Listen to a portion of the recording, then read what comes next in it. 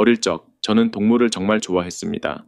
정글에서 사는 동물들이 신비롭게 느껴졌고 그래서 정글 이야기가 담긴 책을 읽곤 했어요. 그 책에는 커다란 뱀이 동물을 통째로 삼키는 그림이 있었는데 저는 그 그림을 보고 무척 놀랐습니다.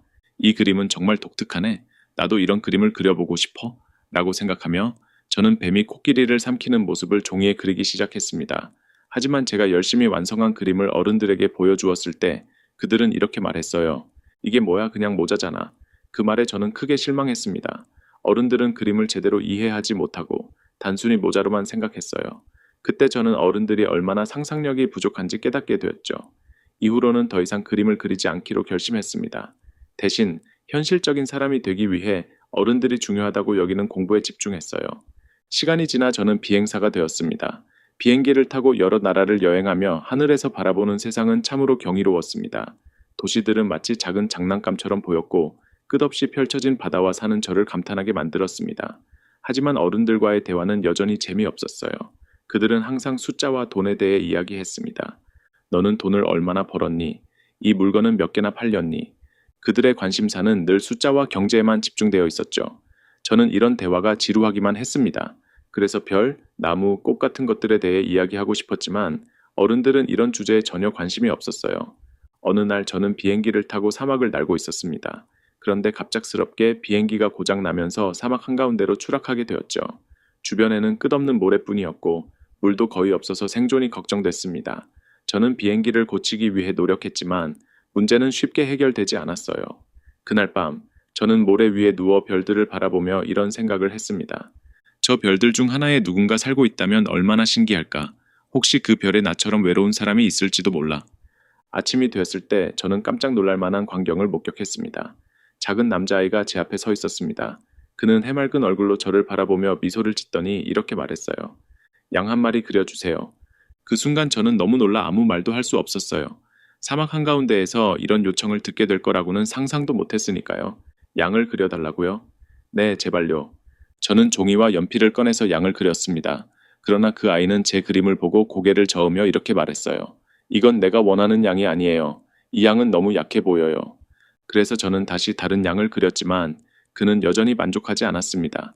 이 양은 너무 늙었어요. 젊고 건강한 양을 원해요. 마지막으로 저는 상자 그림을 그렸습니다. 이 상자 안에 네가 원하는 양이 있어. 그는 그 그림을 보더니 아주 만족스러운 미소를 지으며 말했어요. 바로 이거예요. 제가 찾던 양이에요. 그 후 저는 그와 많은 이야기를 나누게 되었습니다. 그는 자신이 아주 작은 별에서 왔다고 했어요.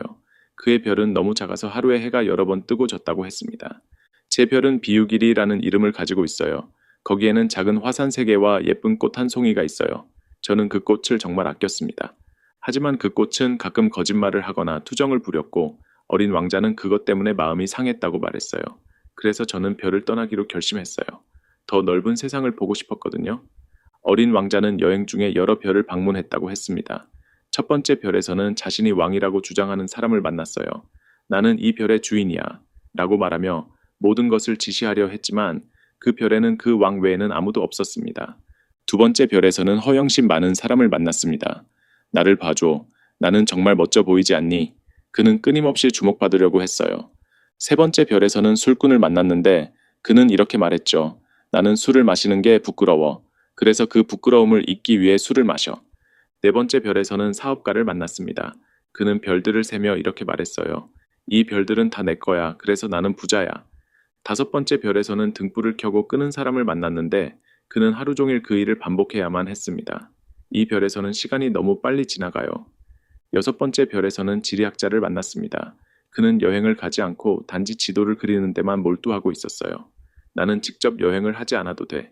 다른 사람들이 보고한 내용을 기록하면 충분해. 마지막으로 어린 왕자는 지구에 도착했고 그곳에서 여우를 만나게 되었습니다. 여우는 그에게 중요한 교훈을 가르쳐 주었어요. 중요한 것은 눈에 보이지 않아 마음으로 보아야 해. 여우의 말은 어린 왕자에게 큰 깨달음을 주었습니다. 그는 자신이 떠나온 꽃이 얼마나 소중한 존재인지 깨닫게 되었어요. 내 꽃은 이 세상에서 단 하나뿐이야.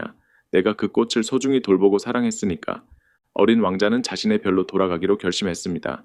저는 그와의 이별이 아쉬웠지만 그의 행복을 빌어주었습니다. 그는 뱀의 도움을 받아 자신의 별로 돌아갈 수 있었어요. 그와의 만남은 저에게도 큰 깨달음을 주었습니다. 저는 그를 통해 순수함과 상상력의 중요성을 다시 깨달았어요.